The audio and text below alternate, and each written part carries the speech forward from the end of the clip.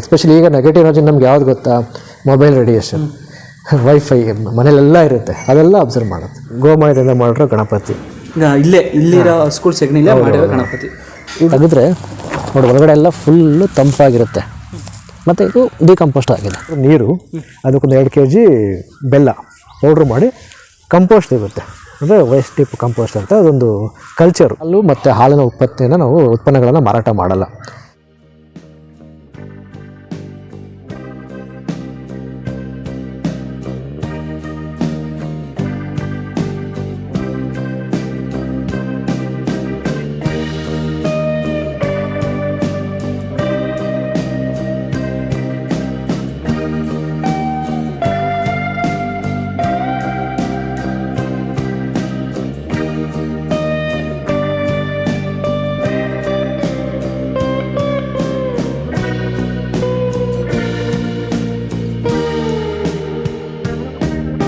ಹಿಂದಿನ ಸಂಚಿಕೆಯಲ್ಲಿ ನಮ್ಮ ಗೋಶಾಲೆ ಬಗ್ಗೆ ಪರಿಚಯ ಮಾಡ್ಕೊಟ್ವಿ. ನಮ್ಮ ಗೋಶಾಲೆಯಲ್ಲಿ ಯಾವ್ಯಾವ ತಳಿಗಳಿದ್ದಾವೆ, ಎಷ್ಟು ಹಸುಗಳಿದೆ, ನಾವು ಯಾವ ರೀತಿ ಆರೈಕೆ ಮಾಡ್ತೀವಿ ಅದ್ರ ಬಗ್ಗೆ ತಿಳಿಸ್ಕೊಟ್ಟೆ. ಈಗ ನಮ್ಮ ಗೋಶಾಲೆ ಒಂದು ಪ್ರೋಗ್ರಾಮ್ ಮಾಡ್ತಾಯಿದ್ದೀವಿ. ಅದರ ಹೆಸರು ಗೋಮಯ ಅಂದರೆ ಗೋಮಯ ಕ್ರಾಂತಿ. ಅಂದರೆ ಹೆಂಗೆ ಹಸಿರು ಕ್ರಾಂತಿ ಮತ್ತು ಕ್ಷೀರ ಕ್ರಾಂತಿ ಅಂತ ಮಾಡಿ ಹೆಂಗೆ ನಮ್ಮ ನಾಟಿ ಹಸುಗಳ ಸಂಖ್ಯೆ 140 ಕೋಟಿ 4 ಕೋಟಿಗೆ ಬಂದ್ಬಿಡ್ತು. ಪ್ಲಸ್ ಮನುಷ್ಯನ ಆಯುಸ್ಸು ಅವಧಿನೂ 100ರಿಂದ ಈಗ 60 ಆಸ್ಪಾಸಿಗೆ ಬಂದಿದೆ. ಇದಕ್ಕೆ ಮೂಲ ಕಾರಣ ಹಸುಗಳ ಸಂಖ್ಯೆ ಕಮ್ಮಿ ಆಗೋದ್ರಿಂದ ಮತ್ತು ಕೃಷಿಯಲ್ಲಿ ನಾವು ನಮ್ಮ ನ್ಯಾಚುರಲ್ ಹಸುವಿನ ಸಗಣಿಯ ಗೊಬ್ಬರ ಉಪಯೋಗ ಮಾಡ್ತಾಯಿಲ್ಲ. ಈ ಎಲ್ಲ ಕಾರಣದಿಂದ ಸಾಯಿಲು ಅಂದರೆ ನಮ್ಮ ಭೂಮಿ ಫಲವತ್ತತೆ ಕಳ್ಕೊಂಡಿದೆ. ಇದನ್ನು ಗಮನ ಇಟ್ಕೊಂಡು ಕ್ಷೀರ ಕ್ರಾಂತಿ ಮತ್ತು ಹಸಿರು ಕ್ರಾಂತಿ ಆವಾಗ ಕಾಲಘಟ್ಟದಲ್ಲಿ ಮಾಡಿದ್ರು ಏನೋ ಆಯಿತು. ಬಟ್ ಈಗಿನ ಕಾಲಘಟ್ಟದಲ್ಲಿ ನಮಗೆ ಗೋಮಯ ಅಂದರೆ ರೆವಲ್ಯೂಷನ್ ಸಗಣಿನ ಹೆಚ್ಚಿಗೆ ಮಾಡೋದು ಭಾಳ ಮುಖ್ಯ. ಅದರಿಂದ ನಮ್ಮ ಗೋಶಾಲೆಯಲ್ಲಿ ನಾವು ಹಾಲು ಮತ್ತು ಹಾಲಿನ ಉತ್ಪನ್ನಗಳನ್ನು ಮಾರಾಟ ಮಾಡಲ್ಲ. ಇಲ್ಲಿ ನಾವು ಏನು ಪ್ಲ್ಯಾನ್ ಮಾಡಿದ್ದೀವಿ, ನೀವು ಯಾವುದೇ ಗೋಶಾಲೆಗೆ ಹೋದ್ರೂ 100ಗೆ 100% ದೇಣಿಗೆ ಇಲ್ಲದಂಗೆ ಗೋಶಾಲೆಗಳು ನಡೆಸೋದಕ್ಕೆ ಅಸಾಧ್ಯ ಆಯಿತಾ. ಅಂಥ ಪರಿಸ್ಥಿತಿ ಬಂದುಬಿಟ್ಟಿದ್ದೀವಿ. ಇಲ್ಲಿ ನಮಗೂ ಗೋಶಾಲೆ ನಡೆಸೋದಕ್ಕೆ ಸಹಾಯ ಮಾಡ್ತಾರೆ. ಬಟ್ ನಮ್ಮ ಉದ್ದೇಶ ಅದು ಗೋಶಾಲೆ ನಡೆಸಬೇಕು ಸ್ವಾವಲಂಬನೆಯಾಗಿ. ಅದಕ್ಕೆ ಸುಮಾರು ಅವಕಾಶಗಳಿದ್ದಾವೆ. ಅದನ್ನು ಉಪಯೋಗಿಸ್ಕೊಂಡು ನಾವು ಸ್ವಾವಲಂಬನೆ ಗೋಶಾಲೆ ಮಾಡ್ಬೋದು. ಅದಕ್ಕೆ ನಾವೇನು ಮಾಡೋದು, ಗೋಮಯ ರೆವಲ್ಯೂಷನ್ ಅಂತ. ಅಂದರೆ ಸಗಣಿಯನ್ನು ಜಾಸ್ತಿ ಮಾಡಬೇಕು, ಹಸುಗಳನ್ನ ಚೆನ್ನಾಗಿ ನೋಡಿಕೊಂಡು. ಇಲ್ಲಿ ಉದ್ದೇಶ ಇಷ್ಟೇ, ನಮ್ಗೆ ಬರೋ ಸಗಣಿಯಲ್ಲಿ ಈ ಥರ ನೋಡಿ, ಇದು ಸಗಣಿ ಬಂದುಬಿಟ್ಟು ರಾ ಗೊಬ್ಬರ ಅಂದರೆ ಕೊಟ್ಟಿಗೆಯಿಂದ ಡೈರೆಕ್ಟಾಗಿ ತಂದು ಹಾಕಿದ್ದೀವಿ ಆಯಿತಾ. ಇದನ್ನು 90-95% ಗೊಬ್ಬರ ಮಾಡಬೇಕು. ಇದು ಬೇಕಾದ್ರೆ ನೋಡ್ಬೋದು, ಇದು ಹಿಂಗೆ ಕೈ ಹಾಕಿದ್ರೆ ನಿಮಗೆ ಫುಲ್ಲು ಬೆಚ್ಚಗಿರುತ್ತೆ. ಮತ್ತು ನೋಡಿ ಇದು ಒಂಥರ ಗೊತ್ತಾಗ್ಬಿಡುತ್ತೆ ನಿಮ್ಗೆ, ಒಂಥರ ಹಾರ್ಡಾಗಿರುತ್ತೆ, ಒಂಥರ ಬೆಚ್ಚಗಿರುತ್ತೆ. ಇದು ಹಾಕಿರೋ ಸಗಣಿ ತಂದು ಇಲ್ಲೇ ಹಾಕಿದ್ದೀವಿ. ಈ ಮೊದಲು ಏನು ಮಾಡ್ತಾರೆ, ಇದೇ ತಿಪ್ಪೆ ಥರ ಈ ಥರ ಹಾಕ್ತಾಯಿದ್ರು ಆಯಿತಾ. ಇದನ್ನು ಡೈರೆಕ್ಟಾಗಿ ನಾವು ಕೃಷಿಗೆ ಬಳಸಿದ್ರೆ ಇದು ವರ್ಕ್ ಆಗೋಲ್ಲ, ಯಾಕಂದರೆ ಇದು ಡಿಕಂಪೋಸ್ಟ್ ಆಗಿಲ್ಲ. ಒಂದು ಬೆಳೆ ಸುಟ್ಟೋಗುತ್ತೆ. ಇದೊಂದು ಮಿಸ್ಕನ್ಸೆಪ್ಷನ್ ಇದೆ, ಅದಕ್ಕೋಸ್ಕರ ಇದನ್ನು ಎಕ್ಸ್ಪ್ಲೈನ್ ಮಾಡ್ತಾಯಿದ್ವಿ. ಇದನ್ನು ನಾವೇನು ಮಾಡಬೇಕಂದ್ರೆ ನ್ಯಾಚುರಲಾಗಿ ಮೊದಲೇನು ಮಾಡ್ತಾಯಿದ್ರು, ಇದರ ಮೇಲೇ ಈ ಗರಿಗಳು, ಸೊಪ್ಪುಗಳು ಮತ್ತು ಮನೆಯಲ್ಲಿ ತರಕಾರಿ ಏನು ಮಿಗುತ್ತೆ ಎಲ್ಲನೂ ಹಾಕ್ಬಿಡ್ತಾಯಿದ್ರು. ಅದು ಮಳೆ ನೀರು ಎಲ್ಲ ಮಿಶ್ರಣ ಆಗಿ ಒಂದು 6-7 ತಿಂಗಳಲ್ಲಿ ನ್ಯಾಚುರಲ್ಲಾಗಿ ಡಿಕಂಪೋಸ್ಟ್ ಆಗ್ತಾಯಿತ್ತು. ಅದನ್ನು ತೊಗೊಂಡೋಗಿ ಹೊಲಕ್ಕೆ ಹಾಕ್ತಾಯಿದ್ರು. ಆವಾಗ ಹೊಲದಲ್ಲಿ ಆಟೋಮೆಟಿಕ್ ಎರೆಹುಳುಗಳು ಇಂಪ್ರೂವ್ ಆಗ್ತಾಯಿತ್ತು. ಎರೆಹುಳು ಏನು ಮಾಡುತ್ತೆ, ಭೂಮಿನ ಲೂಸ್ ಮಾಡುತ್ತೆ.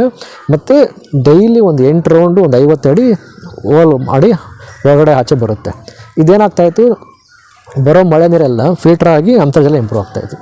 ಈಗ ನೋಡ್ಬೇಕು ನೀವು, ಒಂಥರ ಭೂಮಿ ರಾಕ್ ಸಾಲ ಅಂದರೆ ಗಟ್ಟಿ ಆಗಿಬಿಟ್ಟಿದೆ. ಏನೇ ಮಳೆ ಬಂದ್ರೂ ಅದು ನೀರು ಕೊಚ್ಕೊಂಡೋಗಿ ಎಲ್ಲ ಒಂದು ಚರಂಡಿಗೋ ಸಮುದ್ರಕ್ಕೋ ಸೇರ್ಕೊಂಡ್ಬಿಡುತ್ತೆ.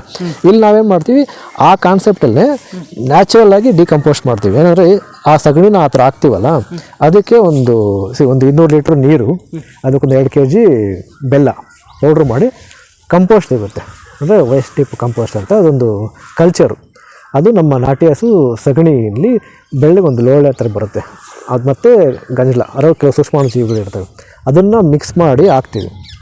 ಅದನ್ನು ಡ್ರಮ್ಮಲ್ಲಿ 200 ಲೀಟ್ರ್ ನೀರಿಗೆ ಒಂದು 50 ml ಅದು ಕಂಪೋಸ್ಟು ಕಲ್ಚರು, 2 kg ಬೆಲ್ಲ.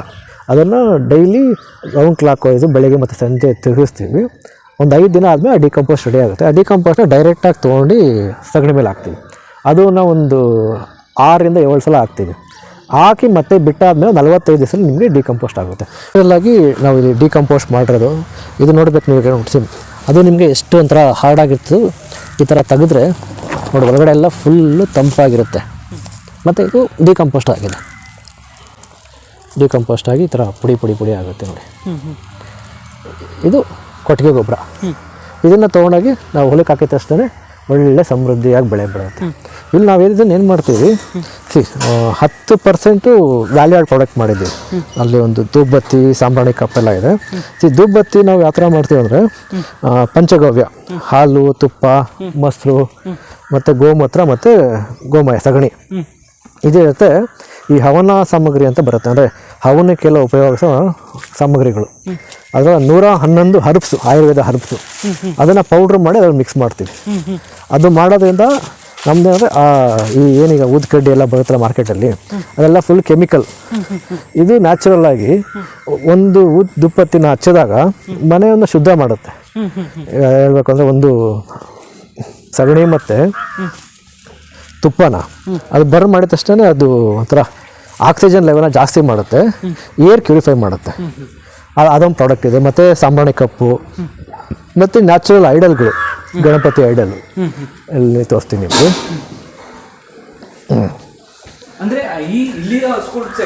ಹೌದೌದು, ಅದೇ 90% ಗೊಬ್ಬರ ಮಾಡ್ತೀವಿ ಈ ಕಡೆ. ಈ ಥರ ಏನು ಸರ್ ಅದು ಗೊತ್ತಾ? ಎಲ್ಲ ಸ್ವಲ್ಪ ಹೊಸಬ್ರೆಲ್ಲ ಎದುರ್ಕೊಳ್ಳುತ್ತೆ, ಅದು ಎದುರ್ಕೊಳ್ಳುತ್ತೆ ಅಂತನಾ? ಇದು ಬಂದ್ಬಿಟ್ಟು ಗೋಮಯದಿಂದ ಮಾಡಿರೋ ಗಣಪತಿ. ಇಲ್ಲಿರೋ ಸ್ಕೂಲ್ ಸೆಗಣಿಲೇ ಮಾಡಿರೋ ಗಣಪತಿ. ಇದು ಏನಕ್ಕೆ ಎಕ್ಸ್ಪೆಷಲಿ ಮಾಡಿರೋದು ಇದು ಬಂದ್ಬಿಟ್ಟು ಸ್ಟೂಡೆಂಟ್ಗೋಸ್ಕರ, ಮಕ್ಕಳಿಗೆ. ಅಂದರೆ ಈಗ ಟೇಬಲ್ ಮೇಲೆ ಇದನ್ನು ಇಟ್ಟಾಗ ಒಂದು ಪಾಸಿಟಿವ್ ವೈಬ್ಸ್ ಕೊಡುತ್ತೆ, ಮತ್ತು ಏನೇ ನೆಗೆಟಿವ್ ಇದ್ರೂ ರಿಮೂವ್ ಮಾಡುತ್ತೆ. ಅದೇ ಹೇಳ್ತಿಲ್ಲ, ಮೊದಲು ಹಳ್ಳಿ ಕಡೆ ಪ್ರತಿಯೊಬ್ಬರು ಮನೆ ಮುಂದೆನೂ ಸಗಣಿ ಸಾರಿಸ್ತಾಯಿದ್ರು, ನೆಲಕ್ಕೆ ಗೋಡೆಗೆ ಪ್ರತಿಯೊಂದು ಸಾರಿಸ್ತಾಯಿದ್ರು. ಉದ್ದೇಶ ಇದೊಂಥರ ಆ್ಯಂಟಿ ಫಂಗಲಾಗಿ ವರ್ಕ್ ಮಾಡುತ್ತೆ, ಆ್ಯಂಟಿ ರೇಡಿಯೇಷನ್ನು. ಮತ್ತು ನಿಮ್ಗೆ ಯಾವುದೇ ಒಂದು ಸೂಕ್ಷ್ಮಾಣು ಜೀವಿಗಳು ಕೀಟಾಣುಗಳು ಹೊರಡೆ ಬರ್ತಾ ಇರಲಿಲ್ಲ, ಮತ್ತು ಒಂದು ಯಾವುದೇ ನೆಗೆಟಿವ್ ಎನರ್ಜಿನ ಹೊರಡೆ ಬಿಡಕ್ಕೆ ಬರ್ತಾ ಇರಲಿಲ್ಲ.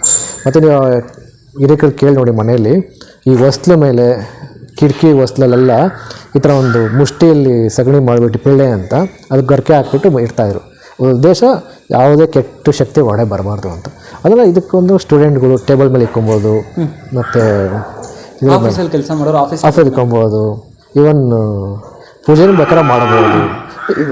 ಇದು ನೆಗೆಟಿವ್ ಎನರ್ಜಿನ ಫುಲ್ ಅಬ್ಸರ್ವ್ ಮಾಡಿ. ಎಸ್ಪೆಷಲಿ ಈಗ ನೆಗೆಟಿವ್ ಎನರ್ಜಿ ನಮ್ಗೆ ಯಾವ್ದು ಗೊತ್ತಾ? ಮೊಬೈಲ್ ರೇಡಿಯೇಷನ್, ವೈಫೈ ಮನೇಲೆಲ್ಲ ಇರುತ್ತೆ, ಅದೆಲ್ಲ ಅಬ್ಸರ್ವ್ ಮಾಡುತ್ತೆ. ಇದು ಬೇಕಾದ್ರೆ ಇದು ಹೆಂಗಂದ್ರೆ 90% ರೇಡಿಯೇಷನ್ ಅವಾಯ್ಡ್ ಮಾಡುತ್ತೆ. ಇದೇ ಥರ ಬೇರೆ ಬೇರೆ ಪ್ರಾಡಕ್ಟ್ಸ್ ಏನಾದ್ರು ಮಾಡಿದ್ರೆ ಒಂದು ಇದರಲ್ಲಿ ಒಂದು ಗಣಪತಿ, ಮತ್ತು ಅಲ್ಲಿ ನಿಮಗೆ ತೋರಿಸ್ತೀನಿ. ಮತ್ತು ನಮ್ಮ ಮೊಬೈಲಿಗೆ ಈ ಥರ ರೇಡಿಯೇಷನ್ ಚಿಪ್ ಅಂತ ಮಾಡಿದ್ದೀವಿ. ಇದು ಸೇಮ್ ಪಂಚಗವ್ಯ ಮಾಡಿರೋದು. ಈಗ ಮೊಬೈಲ್ ರೇಡಿಯೇಷನ್ ಅವಾಯ್ಡ್ ಮಾಡುತ್ತೆ. ಎಲ್ಲಿದೆ ಸರ್? ಮುಂದೆ ಇದೆ. ಅದೇ ಒಂದು ಗಣಪತಿ, ಇದು ರೇಡಿಯೇಷನ್ ಚಿಪ್ಪು, ವ್ಯಾಲ್ಯೂಡ್ ಪ್ರಾಡಕ್ಟ್ ಇವೆರಡು, ಮತ್ತು ಧೂಪಬತ್ತಿ ಮತ್ತು ಸಾಂಬ್ರಾಣಿ ಕಪ್ಪಿದೆ, ಮತ್ತು ಇಲ್ಲಿ ಬೆರಣಿಗಳಿದೆ. ಇವು ಹೋಮ ಹವನ ಮಾಡೋದಕ್ಕೆಲ್ಲ ಈ ಥರ ಬೆರಣಿಗಳು ಮಾಡ್ತೀವಿ. ಬೆರಣಿ ಹೋಮಗಳಿಗೆ ಕೊಡ್ತೀರಾ? ಹೌದು. ಮತ್ತು ಈಗ ಇದು ಡಿಕಂಪೋಸ್ಟ್ ಮಾಡಿದ್ವಲ್ಲ, ಈ ಗಾರ್ಡನ್ ಅವ್ರಿಗೆಲ್ಲ ಈ ಥರ ನಾವು ಪ್ಯಾಕೆಟ್ ಮಾಡಿ 5 kg ಪ್ಯಾಕೆಟ್ ಮಾಡಿ ಕೊಡ್ತೀವಿ. ಏನಕ್ಕಿದು? ಗೊಬ್ಬರ, ಡಿಕಂಪೋಸ್ಟ್ ಗೊಬ್ಬರ.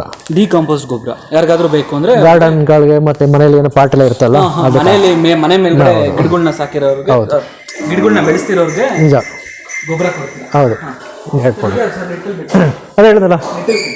ಇದು ಗೋವಿಂದ, ಶ್ಯಾಮ, ಓಕೆ, ರೇಣುಕಾ ಇವರೆಲ್ಲ ಸ್ಮಾಲ್ ಬೇಬೀಸ್. ಇವ್ರಿಗೆ ಮನೆ ಇದು. ಅದು ಇಲ್ಲ ಆಕ್ಚುಲಿ ಇದು ಇವೆರಡು ಮಲ್ನಾಡ್ ಗಿಡ್ಡ. ಅದು ದೇವಣಿ, ವೈಟ್ ಕಲರ್ ಗೌರಿ ಇದೆಯಲ್ಲ ಅವ್ರ ಮಗಳು. ಮಲ್ನಾಡ್ ಗಿಡ್ಡ ಅಷ್ಟೇ ಇಟ್ಟಿಗೆ ಮರಿ ಹಾಕಿದ್ರು. ಇಲ್ಲ ಇದು ಬಂದ್ಬಿಟ್ಟು ದೇವಣಿ ಬ್ರೀಡ್. ಅದು ಹೌದೌದು. ಹೌದೌದು. ಸ್ವಲ್ಪ ಹೊತ್ತು ನಾವು ಇಲ್ಲಿ ಹೊರಗಡೆ ಬಿಡ್ತೀವಿ, ಅವಾಗೆಲ್ಲ ಕ್ಲೀನಾಗಿ ಲೈನಾಗಿ ಬರ್ತಾರೆ. ಎಷ್ಟು ಶಿಸ್ತಿಂದ ಬರ್ತಾರೆ ಗೊತ್ತಾ? ಬಿಡ್ಲಾ? ಬಿಡಿ ಸರ್, ಇವ್ರಿಗೆ ಬಿಡೋಣ.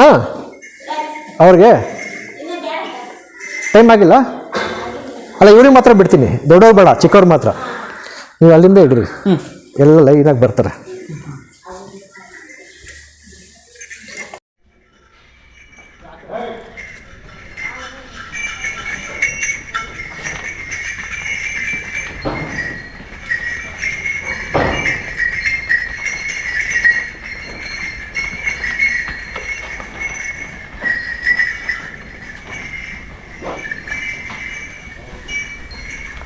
ಬನ್ನಿ ಬನ್ನಿ ಬನ್ನಿ ಬರ್ರಿ